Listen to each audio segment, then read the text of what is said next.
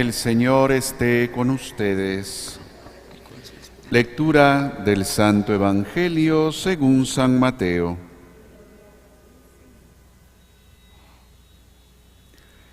En aquel tiempo Jesús dijo a sus discípulos: Cuando ustedes hagan oración, no hablen mucho, como los paganos, que se imaginan que a fuerza de mucho hablar serán escuchados. No los imiten, porque el Padre sabe lo que les hace falta antes de que se lo pidan. Ustedes pues oren así: Padre nuestro que estás en el cielo, santificado sea tu nombre, venga tu reino. Hágase tu voluntad en la tierra como en el cielo. Danos hoy nuestro pan de cada día. Perdona nuestras ofensas, como también nosotros perdonamos a los que nos ofenden. No nos dejes caer en tentación y líbranos del mal. Si ustedes perdonan las faltas a los hombres, también a ustedes los perdonará el Padre Celestial. Pero si ustedes no perdonan a los hombres, tampoco el Padre les perdonará a ustedes sus faltas. Palabra del Señor.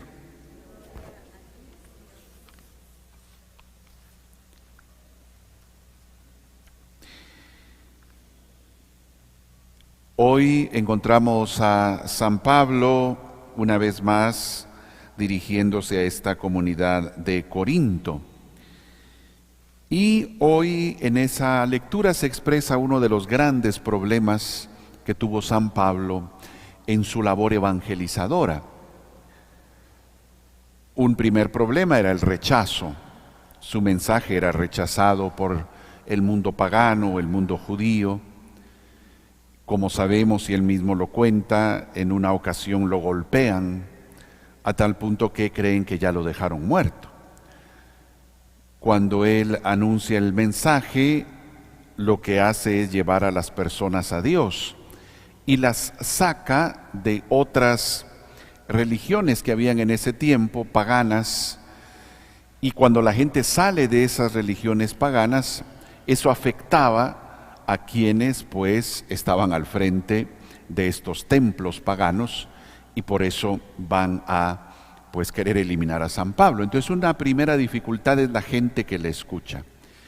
Pero al interior de la comunidad cristiana católica al que él pertenecía, tiene otro problema que es el que sale hoy. Y él iba evangelizando, pero detrás venían otros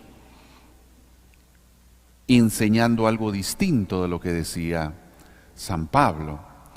Él le llama aquí en este texto los superapóstoles, y ellos vienen a anunciar un evangelio distinto, un Jesús distinto. Él les explica eso, y ese problema va a llegar al punto, nos lo va a contar Hechos de los Apóstoles, que hay que reunirse para dirimir, para resolver esa situación. Y el problema es que alguna corriente dentro de la iglesia decía que para poder ser un cristiano católico, primero había que ser judío, pasar por todas las leyes judías, porque Jesús había sido judío. Y San Pablo decía: no, ¿por qué les vamos a poner más cargas? Basta con que crean en Jesús, basta con que traten de vivir la enseñanza de Jesús. No los hagamos pasar por el mundo judío. Pero estos insistían, y esa era la diferencia, repito, al punto que hay que reunirse, y finalmente gana la postura de San Pablo. No es necesario que se hagan judíos, pero siguen estos, y por eso también se les da el nombre de judaizantes, porque quieren que la gente pase por todas las leyes judías. San Pablo, repito, enfrenta esta dificultad con entusiasmo, con energía, pues siguiendo aquello que pues el Espíritu le inspiraba, y repito, finalmente pues vence su postura. Pero eso nos recuerda que también en el camino de seguir al Señor, de tratar de vivir el Evangelio, uno va a encontrar múltiples dificultades por diferentes lados, y eso es parte del caminar normal en la vida. Pero hay que seguir adelante, y San Pablo nos enseña esa firmeza en lo que es correcto y en lo que enseña el Evangelio. Precisamente el Evangelio hoy nos habla de la oración, el Padre Nuestro.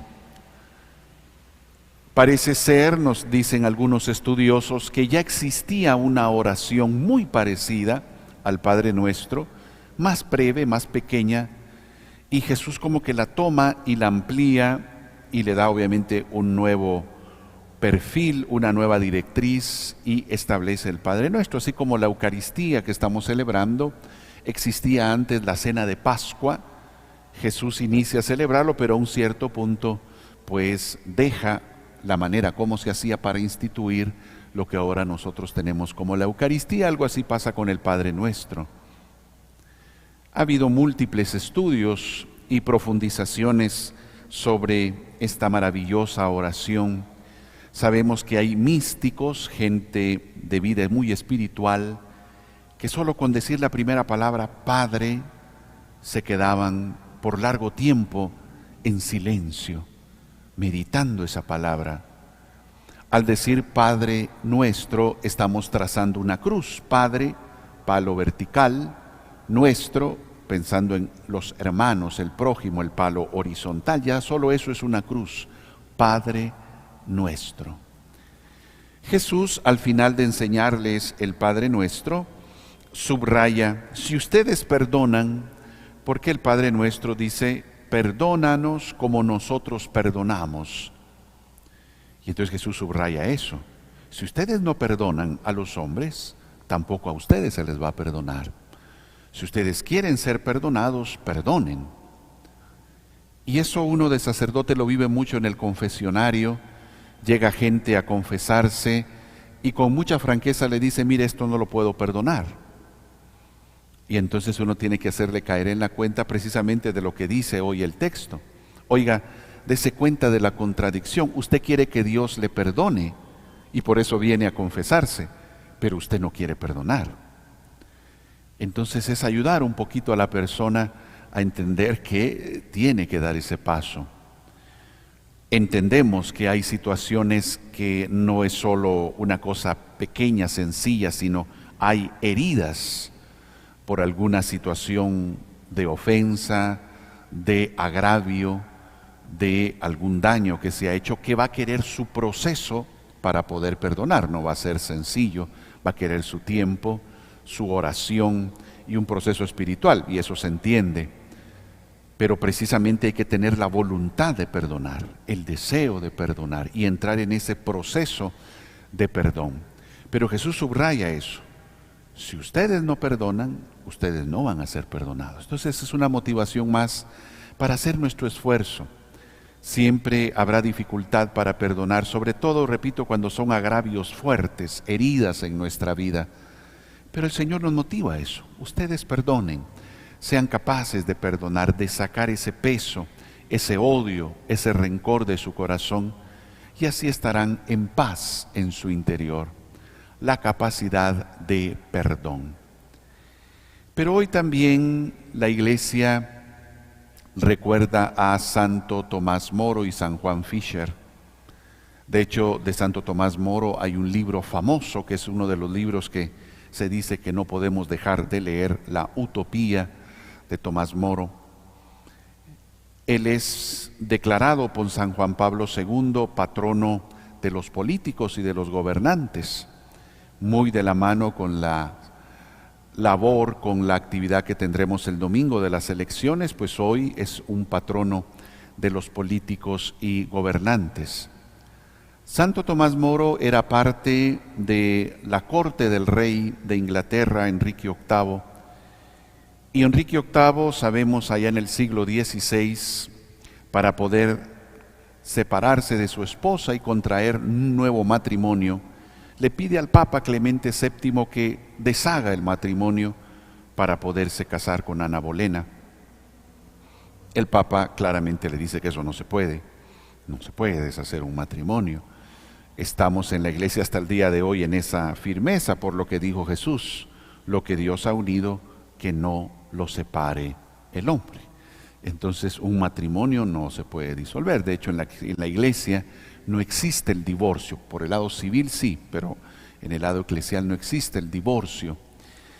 Pero el rey insiste, y bueno, el Papa Clemente VII se mantiene, Y finalmente, pues el rey Enrique VIII se separa de la iglesia y constituye una nueva iglesia, que es la que conocemos como la iglesia anglicana, y ordena a todo su reinado a separarse y a ser parte de la nueva iglesia, y todos pues es el rey.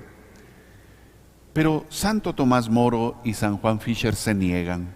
Siendo tan cercanos y colaboradores al rey, son de los pocos que se niegan. Y Santo Tomás Moro dice esa frase: hay que obedecer al rey, pero antes del rey está Dios. Y entonces él se mantiene en sus principios, porque era fácil ceder ante el rey y seguir adelante con su vida, pero él mantiene sus valores, sus principios, ¿sí? Es uno de los ejemplos de lo que se llama la objeción de conciencia. Aunque una ley me diga que yo tengo que hacer eso, si en conciencia yo sé que no está bien, o según mis principios y valores no está bien, tener el derecho de decir no. Sabemos que hay países donde está aprobado el aborto, pero allí en esos países hay médicos que se niegan. La ley lo dice, la ley lo admite, pero yo en conciencia yo no voy a cometer ningún asesinato. Yo me gradué para salvar vidas, no para matar vidas. Y entonces hay médicos que no lo hacen, no hacen el aborto. Entonces existe hoy esa ley, ese principio de la objeción de conciencia. Y Santo Tomás Moro dice: no, esto que está haciendo el rey no es correcto. Yo me mantengo en mis principios. Y como no cedió, no aceptó, no condescendió con lo que el rey hacía y decidía, pues Santo Tomás Moro y San Juan Fisher fueron decapitados. Pero ahí está un principio importante y hermoso: antes del rey está Dios, siempre Dios primero. Y él decía: yo muero siendo obediente al rey, cumpliendo todo lo que el rey dice, pero antes del rey está Dios. Y entonces él, repito, da ese ejemplo de ser fiel al Evangelio, fiel a los valores, fiel a lo que es correcto. Y por eso es patrono de políticos y de todos, porque a pesar de muchas presiones, mantenerse fiel a lo correcto, a lo ético, a lo moral, es también lo que nos enseña Santo Tomás Moro.